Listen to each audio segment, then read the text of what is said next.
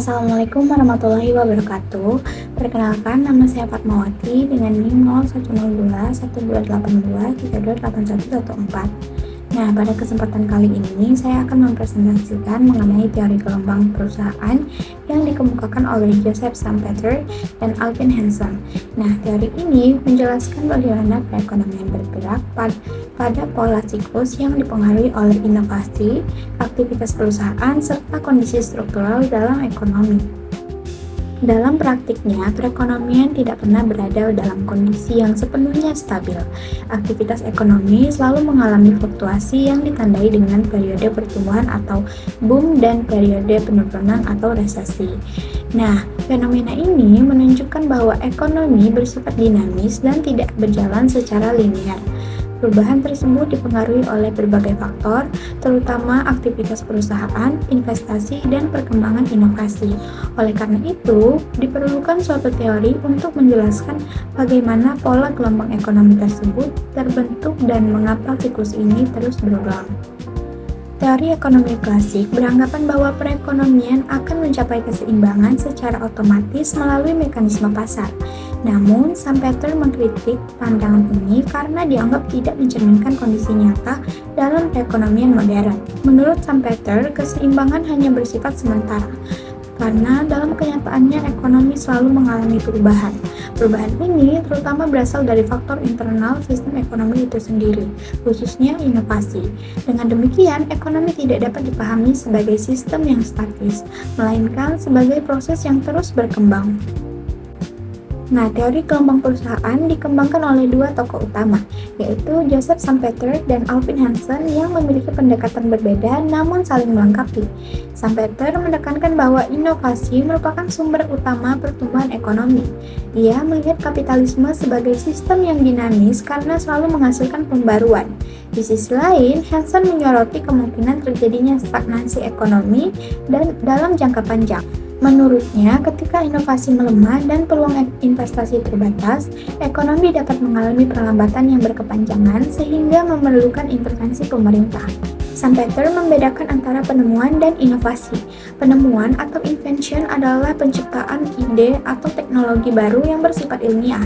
Namun, penemuan tersebut belum tentu memiliki dampak ekonomi.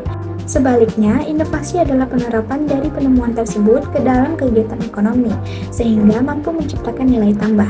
Nah, inovasi inilah yang menjadi pendorong utama perubahan dalam sistem ekonomi, karena mampu mengubah cara produksi, distribusi, maupun konsumsi. Menurut Schumpeter, inovasi dapat muncul dalam berbagai bentuk kegiatan ekonomi. Nah, inovasi tidak hanya terbatas pada produk baru, tetapi juga mencakup metode produksi yang lebih efisien, pembukaan pasar baru, penggunaan sumber bahan baku baru, serta perubahan dalam struktur organisasi industri. Nah, berbagai bentuk inovasi ini berperan dalam peningkatan efisiensi dan produktivitas, sehingga mendorong pertumbuhan ekonomi secara keseluruhan. Dalam teori ini, wirausahawan memiliki peran yang sangat penting sebagai agen perubahan.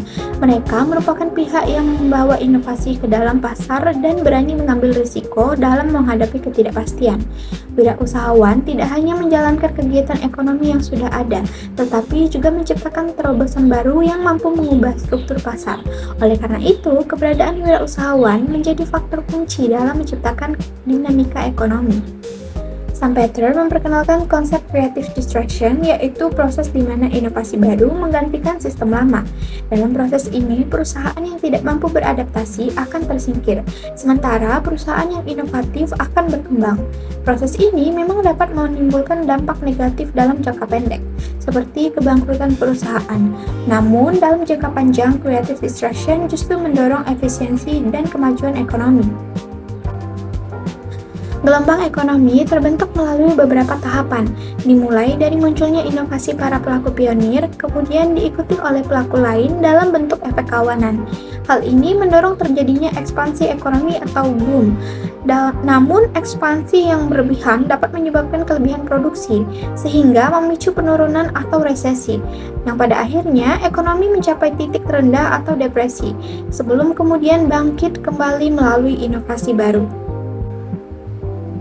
Schumpeter membagi gelombang ekonomi menjadi 3 jenis berdasarkan durasinya. Yang pertama, gelombang Kitchen yang bersifat jangka pendek dan berkaitan dengan perubahan persediaan. Yang kedua, gelombang Juggler yang bersifat jangka menengah dan berkaitan dengan investasi. Yang ketiga, gelombang kontratif yang bersifat jangka panjang dan dipicu oleh inovasi besar yang mampu mengubah struktur ekonomi secara mendasar. Di sisi lain, Hansen mengemukakan konsep stagnasi sekuler, yaitu kondisi di mana ekonomi mengalami pertumbuhan yang lambat dalam jangka panjang. Hal ini dapat terjadi karena beberapa faktor, seperti lemahnya inovasi, pertumbuhan penduduk yang melambat, serta terbatasnya peluang investasi. Nah, dalam kondisi ini, ekonomi tidak mampu pulih secara otomatis melalui mekanisme pasar. Nah, dalam menghadapi kondisi stagnasi, Hansen menekankan pentingnya peran pemerintah.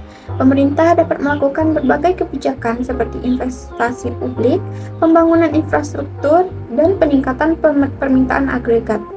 Kebijakan ini bertujuan untuk mendorong kembali aktivitas ekonomi dan menciptakan peluang baru bagi sektor swasta sehingga pertumbuhan ekonomi dapat kembali terjadi. Nah, studi kasus industri otomotif Amerika Serikat pada periode krisis 2008 sampai dengan 2010 menunjukkan penerapan nyata dari teori gelombang perusahaan. Sebelum krisis, industri ini cenderung berada dalam kondisi stagnan akibat kurangnya inovasi dan ketergantungan pada model bisnis lama. Perusahaan seperti General Motors dan Chrysler masih berfokus pada produksi kendaraan berukuran besar dengan konsumsi bahan bakar yang tinggi, sehingga kurang mampu beradaptasi dengan perubahan preferensi pasar dan kondisi ekonomi global. Ketika krisis terjadi, permintaan menurun drastis dan kedua perusahaan tersebut mengalami kesulitan keuangan hingga akhirnya mengalami kebangkrutan dan harus direstrukturisasi. Sebaliknya, Ford mengambil langkah yang berbeda dengan melakukan inovasi dan restrukturisasi sejak sebelum krisis. Ford mengembangkan produk yang lebih efisien serta melakukan penyesuaian strategi bisnis sehingga mampu bertahan tanpa bantuan pemerintah. Nah, kasus ini mencerminkan konsep creative distraction di mana perusahaan yang tidak mampu berinovasi akan tersingkir, sementara perusahaan yang adaptif dapat bertahan. Nah, dengan demikian, studi kasus ini memperkuat pandangan Schumpeter bahwa inovasi merupakan faktor utama dalam menentukan keberlangsungan dan daya saing perusahaan di tengah dinamika ekonomi. Nah, sebagai kesimpulan, teori gelombang perusahaan menjelaskan bahwa perekonomian bergerak dalam siklus yang dinamis dan tidak stabil. Inovasi menjadi penggerak utama pertumbuhan melalui peran wirausahawan. Namun, dalam kondisi tertentu, ekonomi dapat mengalami stagnasi, sehingga memerlukan peran pemerintah untuk mendorong kembali pertumbuhan. Dengan demikian, keseimbangan antara inovasi dan kebijakan menjadi kunci dalam menjaga stabilitas ekonomi. Sekian video penjelasan dari saya akhiri. Wassalamualaikum warahmatullahi wabarakatuh.